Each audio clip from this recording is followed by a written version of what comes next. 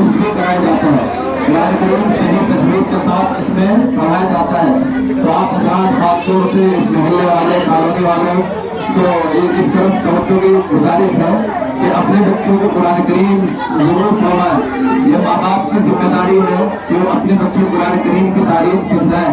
जहाँ माँ बाप की जिम्मेदारी ये है कि अपने बच्चों को कपड़ा पहनाएं, उनको रोटी खिलाएं और उनकी जिन ख्वाहिशात को पूरा करें, ऐसे ही माँ बाप की जिम्मेदारी ये भी बनती है कि अपने बच्चों को कुरान करीम की तारीफ दें, कुरान करीम पढ़ना सिखाएं और कुरान करीम सही तरीके से पढ़ना सिखाएं। ये बड़ी जिम्मेदारी माँ बाप की है।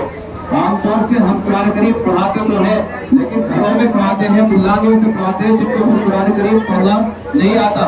जैसे कि हमारे जो साहब ने तरफ तवज्जो दिलाई कि लफ्ज़ कुल अल्लाह में कुल है वो काफ के साथ है। अगर किसी को छोटे काफ के साथ पढ़ लिया जाए तो आगे बिल्कुल उलट हो जाते हैं।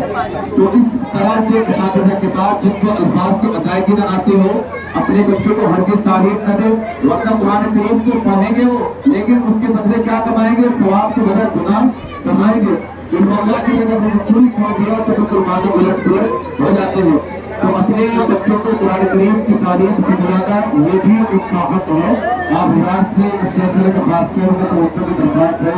अपने निहायत अदब एहतराम के साथ अपने उस्ताद मोहतरम जनाब हज़रत मौलाना अब्दुल मजीद साहब को दावत देता हूँ। हम नसीहत फरमाएं और दुआ कराकर बजूस का इंतजाम फरमाएं।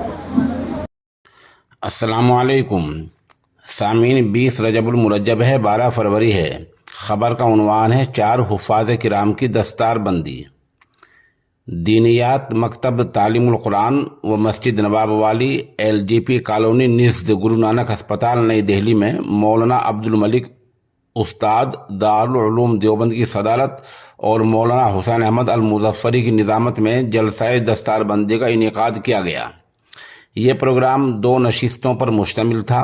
पहली नशिस्त की शुरुआत नमाज मगरिब बाद हुई। ये मुफ्ती अब्दुल बासित की तिलावत कलामुल्लाह से हुई। इसके बाद कारी खुर्शीद ने नात रसूल पेश की। प्रोग्राम में मेहमान ख़ुसूसी मौलाना मोहम्मद अनीस आज़ाद बलग्रामी ने कहा, हर इंसान को हर दिन अपना मुहासबा करना चाहिए और मुहासबे में सिर्फ 5 सवालों के जवाबात अपने जहन में लिखा करें। पहला ये, मैं कौन हूँ? इसका जवाब ये है, मैं मुसलमान हूँ। दूसरा ये, मैं कहाँ से आया हूँ? इसका जवाब अहद अलस्तु है, यानी जब दुनिया में कुछ नहीं था, कोई वजूद नहीं था, तो हर रूह ने बारी सुब्हानहू तआला के सामने एक अहद किया था। तीसरा है कि मैं कहाँ आया हूँ? इसका जवाब याद रखें, मैं दुनिया में आया हूँ। चौथा सवाल ये है, मैं क्यों आया हूँ? इसका जवाब ये रखें, अल्लाह की इबादत के लिए, सिर्फ और सिर्फ अल्लाह की इबादत के लिए। आखिर में मुझे कहाँ जाना है? इसका वाज़ेह और साफ जवाब है, आखिरत में जाना है, मुझे उक़बा की फ़िक्र करनी है। उन्होंने कहा, इन 5 सवालात के जवाबात अगर हम अपने जहन में मुस्तहज़र रखेंगे, जहन नशी रखेंगे और रोज़ाना सोने से पहले पहले इनके ज़रिए अपना मुहासबा करेंगे, तो इंशाअल्लाह उम्मीद कवी है कि हम सब के लिए अपनी आखिरत की फ़िक्र करना और अल्लाह की फर्माबरदारी करना आसान हो जाएगा।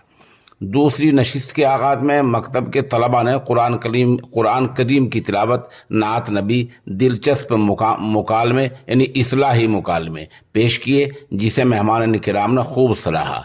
दूसरी नशिस्त के मुक़र्रिर मौलाना साजिद रशीदी ने कहा, इंसान को किसी की बुराई या ग़ीबत करने से परहेज़ करना चाहिए, ये बातें अल्लाह के ऊपर छोड़ दें। इस ताल्लुक़ से उन्होंने कुरान करीम का हवाला भी दिया। मशहूर आयत है, अयुहिब्बु अहादुकुम अन याकुला लहमा अखीही मैतन फकरिहतुमूह, कि ग़ीबत करना अपने भाई का, अपने मुर्दार भाई का गोश्त खाना है।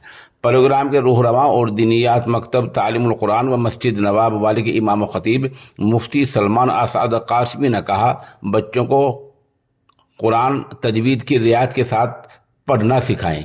बग़ैर तजवीद के कुरान पढ़ना सही नहीं है, जिससे गुनाह होगा। मिसाल के तौर पर कुरान जो हमारे पास आया है वो तजवीद और रियायत के साथ नाजिल हुआ है। कुरान अल्लाह के रसूल सल्लल्लाहु अलैहि वसल्लम ने सहाबा तक पहुँचाया तो तजवीद और रियायत के साथ पहुँचाया। सहाबा किराम ने, ताबीन, तबे ताबीन और बाद में हमारे दौर तक जो कुरान सीना बसीना चला आ रहा है वो तजवीद के साथ आ रहा है, जिसका मतलब ये है हर हरफ को उसके दुरुस्त मखरज से अदा किया जाए। इसमें कमी बेशी होगी, यकीनन गुनहगार होंगे। انہوں نے اس موقع پر اپنے مکتب کا مختصر تعارف بھی پیش کیا۔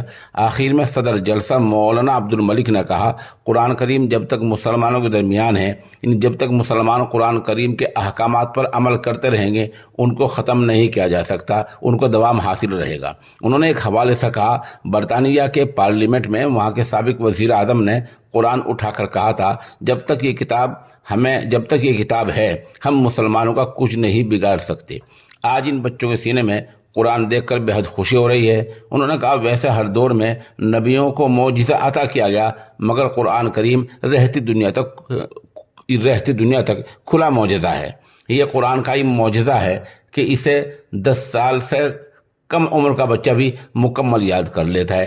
ہاں، اس کے لیے ایمان شرط ہے۔